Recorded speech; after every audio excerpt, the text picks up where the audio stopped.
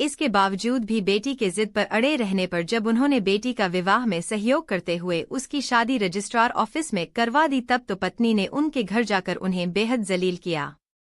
इस घटना के बाद मैंने ही उन्हें घर आने से रोक दिया।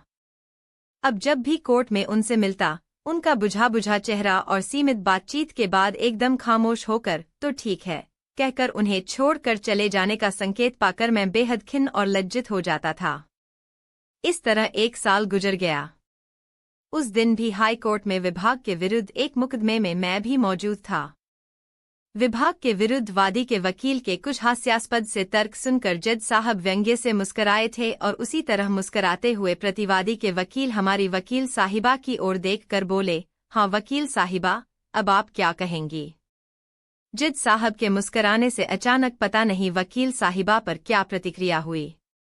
वे फाइल को जज साहब की तरफ फेंक कर बोली, हाँ अब तुम भी कहो, मैं जवान हूँ, सुंदर हूँ, चढ़ाओ मुझे चने की झाड़ पर।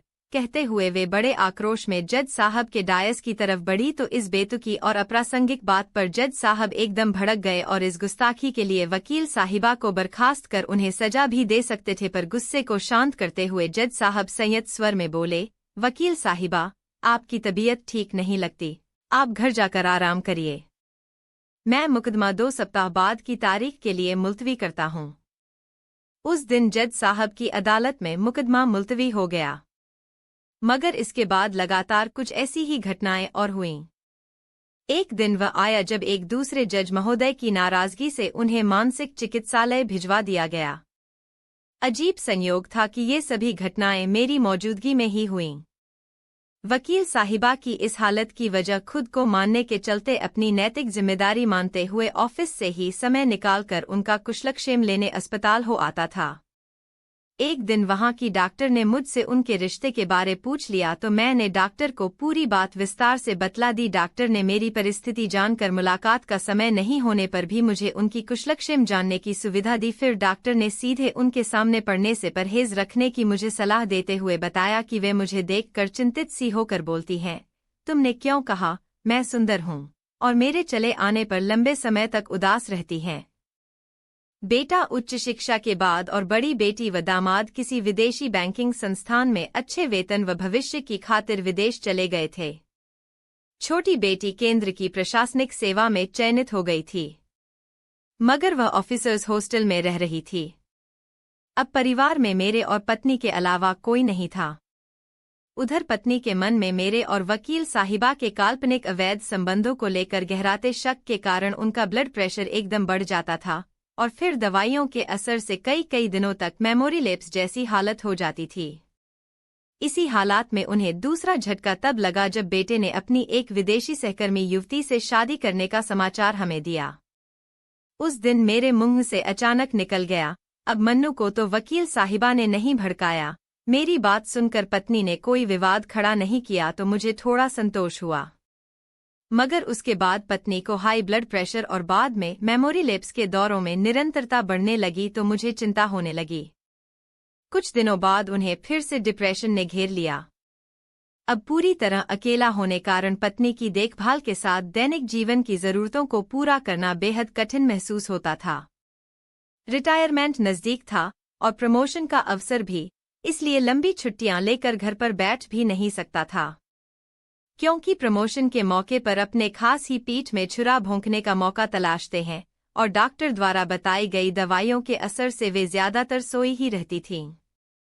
फिर भी अपनी गैरहाजिरी में उनकी देखभाल के लिए एक आया रख ली थी।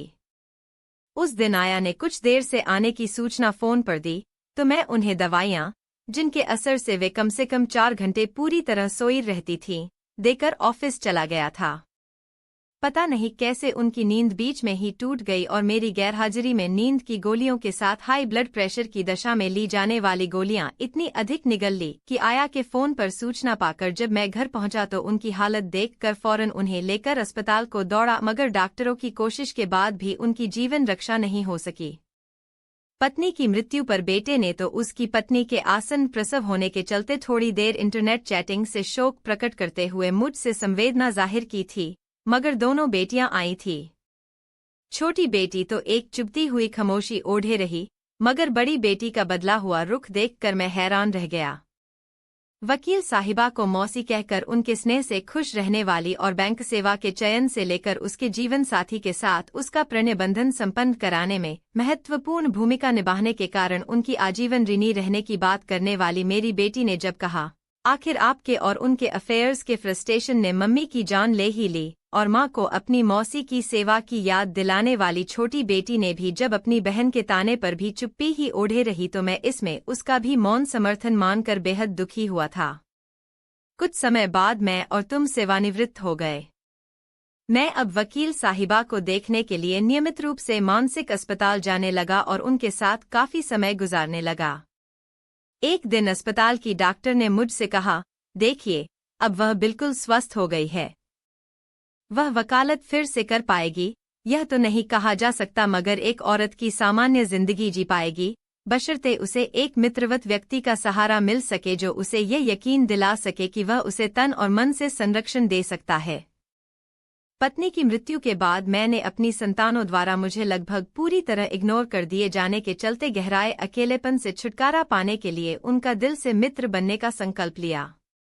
इस बारे में बच्चों से बात की तो पुत्र ने तो केवल इतना कहा, आप तो हमें भारतीय सभ्यता, संस्कृति और सामाजिक नैतिकता की बातें सिखाया करते थे, अब हम क्या कहें। मगर बड़ी पुत्री ने कहा, आया का देर से आने की सूचना देने के बावजूद आपका ऑफिस चले जाना और इस बीच उसी दिन मम्मी की दवाइयों का असर समय से पहले ही खत्म होने के कारण उनका बीच में जाग जाना व अपनी दवाइयां घातक होने की हद तक अपने आप खा लेना, पता नहीं कोई कोइंसिडेंट था या साजिश। ऐसी क्या मजबूरी थी कि आप पूरे दिन की नहीं तो आधे दिन की छुट्टी नहीं ले सके उस दिन। लगता है मम्मी ने डिप्रेशन में नींद की गोलियों के साथ ब्लड प्रेशर कम करने की गोलियां इतनी ज्यादा तादाद में खुद नहीं ली थीं। किसी ने उन्हें जानकर और इस तरह दी थी कि लगे कि ऐसा उन्होंने डिप्रेशन की हालत में खुद यह सब कर लिया। पाए